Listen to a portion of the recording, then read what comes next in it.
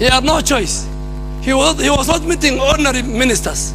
Majority Leader Aden Duale and his Jubilee counterpart Mithika Linturi are two men seemingly out on a self-destruct mission. On the 4th of March, they went to the polls and they elected the 349 men and women in this house. If they are thieves, it is the Kenyan people who are thieves. If they are greedy, it is the Kenyan voters who are greedy. Aden Duale represents the government in parliament, especially on issues raised by members of the National Assembly that touch on government matters. Suba MP John Badi says the leader of majority seems excited with his powers, given that the position has never existed in the past.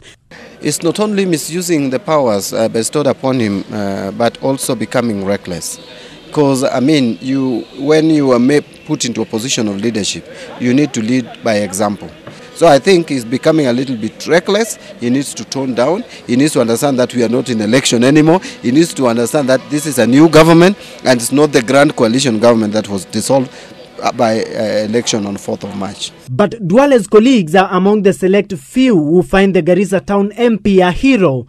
I believe we have gotten a pioneer in the majority leader position in the name of Aden Duale, who will create this space that to fill it will be very difficult for anybody else. Point of order, Mr. Speaker, we must be serious in the House. Mr. Speaker. It is perhaps this unquestioning loyalty by party members and the fact of leading a comfortable majority in parliament that could be leading the pioneering Duale to growing a big head that seems to be very little regard of other mortals. It is good to be an errand boy of a sitting president. Thank you, Mr. Not an errand boy of a loser who is in the streets. Mr. Speaker.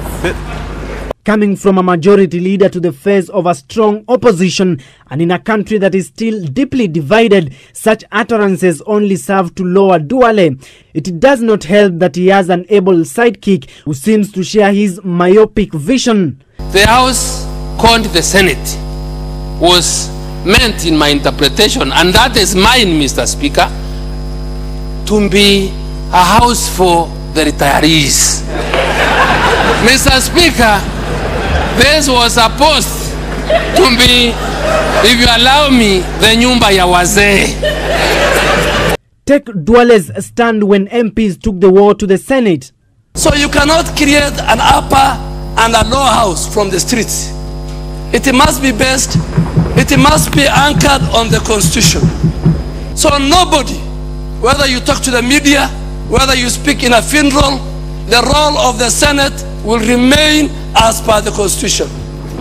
The two gentlemen, it will appear, did not learn from recent history where former President Kibaki's allies who let newfound power get to their heads were quickly trimmed to size by scathing public opinion and rejection, have quickly latched on to the two individuals as illustrative of the ills that bedevil the 11th Parliament. It helps little that they are developing a healthy contempt of the media very early in the Jubilee term. The nation media will go the way that what has happened in Uganda. The leader of majority in parliament is not only supposed to be a representation of the government in parliament, but also is supposed to ensure he keeps both the government side and the minority side together for the benefit of the entire country. For GSO at 7 in parliament, I'm Stephen Letoo.